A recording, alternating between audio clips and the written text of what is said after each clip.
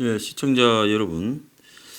지금 어떤 시청자분께서 저한테 이제 제보를 해왔어요. 광주 광역시의 시민이고 586 세대라는 겁니다. 이분이 혼자서 참 마음고생 하는 것 같아서요. 제가 오늘 그 제보 내용을 공개합니다. 이 전남대의 법학연구소에 뭐 시민인권 강좌, 시민인문학 이런 거를 한다는 겁니다. 그래서 아마 지역에서 시민들에 대해서 그 지역의 대학이 이제 일종의 그 강연을 하는 그런 부분인 모양인데요. 뭐 보통 이제 뭐 한 오후 2시에서 4시 전남대 로스쿨 강의실 등에서 하고 여러 강의를 갖다가 듣기도 하고 한 50명 정도가 수강을 하고 있다고 합니다. 매 강의 때마다 전남대 교수와 외부 강사 등이 와서 꼭 강의 중에 문정부를 찬양하고 검찰 조롱 발언을 하고 있다는 겁니다. 최근에는 강의 중에 JTBC 손석희와 김어준이 큰 역할을 한다고 이렇게 발언을 해서 이 제보하신 분이 부정을 하니까 수강생들이 다 쳐다보고 그런다는 거예요. 자, 검찰 비하 발언에 수강생들이 전부 동의하고 심지어 이제 강의 중에 시립도서관에서 이제 문체부 주관 강의도 있고 또 인문학 강사 등이 이 일종의 어떤 장소를 답사 방문하는 그런 코너도 있는데 그런 때에도 문 정권 창량에 극찬을 하고 있다고 합니다. 그런 때도 문 정권에 대해서 극찬을 계속하고 있다는 겁니다. 국민 세금으로 운영하는 이런 강연을 정권 찬양으로 일관하는 것이 옳으냐. 자, 이런 문제 제기를 해 오셨습니다. 좀 부끄러워들 하길 바랍니다. 이렇게 하면 안 되잖아요. 자, 이 강의하는 분들요. 최소한의 양식과 상식을 가지고 운영하기를 제가 부탁드립니다. 자, 어제 국감에서 작년에 문재인이 9월 달에 북한 방문할 때 트럭 9대 분량이 갔다. 돌아올 때는 4대 분량밖에 없었다. 뭘 실어다 갖다 줬냐고 질의가 있었습니다. 제가 이거는 CJ 트럭, 위에 보이는 CJ 트럭이 평양 시내에서 목격됐다. 뭐 정권은 정상회담용 소모품을 싣고 갔다는데 소모품을 이런 CJ 대한통운차에 싣고 북한까지 갔느냐. 아니 비행기 타고 간 대통령이 웬만한 소모품은 현지 다 있을 건데 저렇게 9대씩이나 갈 이유가 뭐가 있었겠느냐. 그때도 의문을 제기한 바가 있습니다. 정진석 의원이 어제 화물차 9개 분량이 북한으로 올라갔는데 돌아올 때는 4대 분량만 돌아왔다. 그러면 5대 분량의 화물은 어디로 갔는지 차량별로 어떤 품목이 있었는지 공개하라고 요구했습니다. 대한통운을 CJ가 인수해서 CJ 대한통운 5톤 트럭 한 대가 청와대 이 부속실에 가서 물품을 실었다는 거예요. 이 부속실은 영부인 담당인데 아니 대통령 부인이 5톤 트럭을 가득 채울 만큼 이사 가는 것도 아니고 실을 물건이 뭐가 도대체 있었느냐는 겁니다. 자, 그러니까 잔뜩 뭔가를 싣고 가서 북한에 내려놓고 온 게 있다라는 게 지금 핵심적인 지적이죠. 자, 정상회담 직후에 김정의가 문재인에게 풍산깨 2마리를 줬고 그 다음에 송이버섯 2톤을 보냈는데 문은 이 귤 200톤을 보냈습니다.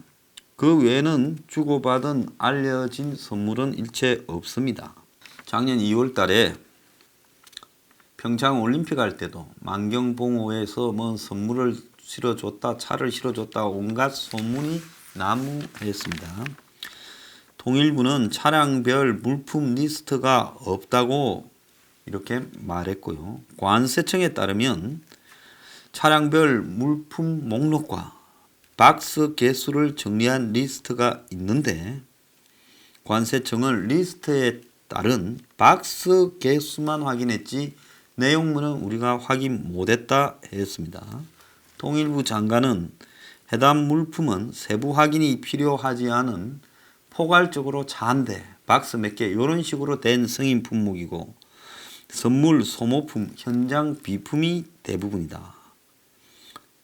소모품은 버리고 왔고 갈 때와 올 때 실름 방식, 적재 방식의 차이 때문에 9대분이 가서 4대분만 내려왔다 이랬습니다. 자, 그런데 9대에 선물이 있기는 있었다고 인정을 했습니다. 자, 선물은 서로 받은 쪽에서 공개 안 하면 공개할 수 없다면서 밝히지 않고 있다고 합니다. 작년에 JTBC 뉴스룸에서 지금 평양 거리를 보여주는 영상을 찍었는데 CJ 대한통운차의 로고가 찍힌 방송이 나타나서 사람들이 굉장히 놀랬죠. 저 사진입니다. 이게 JTBC 방송 사진이에요. 평양에 아파트가 있는데 거리에 이 CJ가 있더라고요. 대한통운이 북한에 진출해서 장사하나. 자, 이게 뭐 합성 사진이냐, 안 그러면 중고차를 수출했냐 이야기까지 나왔습니다. 자, 그런데 이 뉴스룸이 공개한 영상에 따르면 또 다른 방향에서 찍은 화면에도 CJ통운의 차량이 등장했습니다. 자, 그래서 하긴 뭐 밀수로도 석탄도 밀수하고 또 불법 정제유 환적도 하는 나라 정부에서 뭐 저거들 올라갈 때 잔뜩 싣고 올라가 가지고 퍼줬을 수도 있겠죠. 달러를 갖다가 만약에 저기 잔뜩 실었으면 얼마나 됐겠느냐. 뭐 알 수가 없죠. 그런데 이 일은 아마 이 정권 끝날 때까지 더 이상은 이렇게 안 나올 겁니다. 그런데 저렇게 퍼주면 대접이나 받아야지. 축구선수단 가서요 거의 공포에 질려왔습니다. 이게 뭐하는 꼴입니까? 자, 은수미 성남시장요. 이재명 이어서 성남시장 합니다.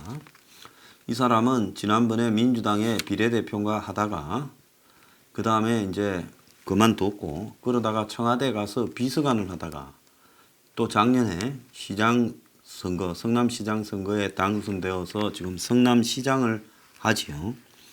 자, 그 점에 이 사람이 좀 폭력 조직과 관계 있는 사람으로부터 차와 기사를 제공받았다.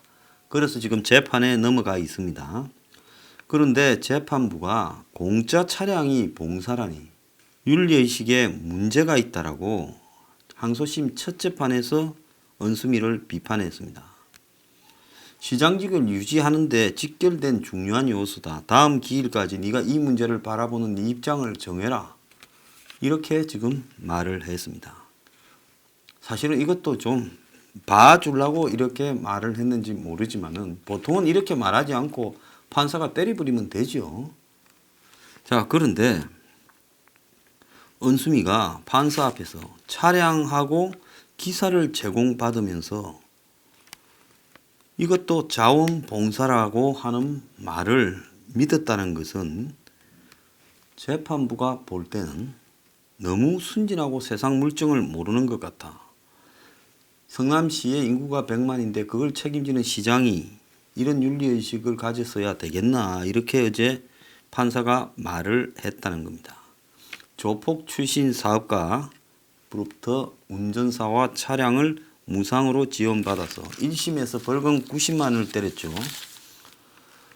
자, 100만 원이면 아웃인데 이게 90만 원을 또 탁 때려줬습니다. 봐주려고요. 재판부는 자원봉사로 알았다. 그때는 내가 국회의원 하다가 이제 국회의원 배지가 떨어지니까 차하고 기사가 이제 없어지니까 조폭이 해주는 거를 했는데 그땐 정치 안 했기 때문에 그게 정치활동인 줄 몰랐다. 사회 상규에 위배되지 않는 미풍양속이다. 이런 말을 했어요. 남차를 공짜로 1년간 타고 다니면서 그게 미풍양속이다. 그러니까 판사가 보통 사건에 일반적으로 주장되는 내용이라 의미는 없는데 이거는 내가 어떻게 때리는가에 따라 당신 시장직이 왔다 갔다 하니까 좀 다르다며 지금 그 말을 했습니다. 내가 100만 원 때리면 너는 아웃이지 않냐, 이런 이야기죠.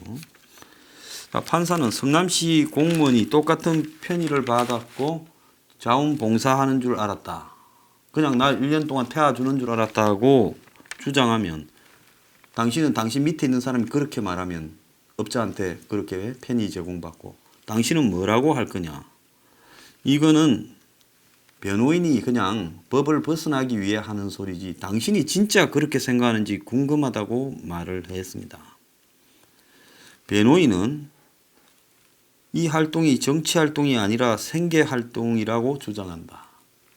그러니까 은수미가 당시에 차를 타고 다닌 게 생계 활동이래요. 생계 활동을 하는데 남이 차를 대주고 기사를 대줍니까?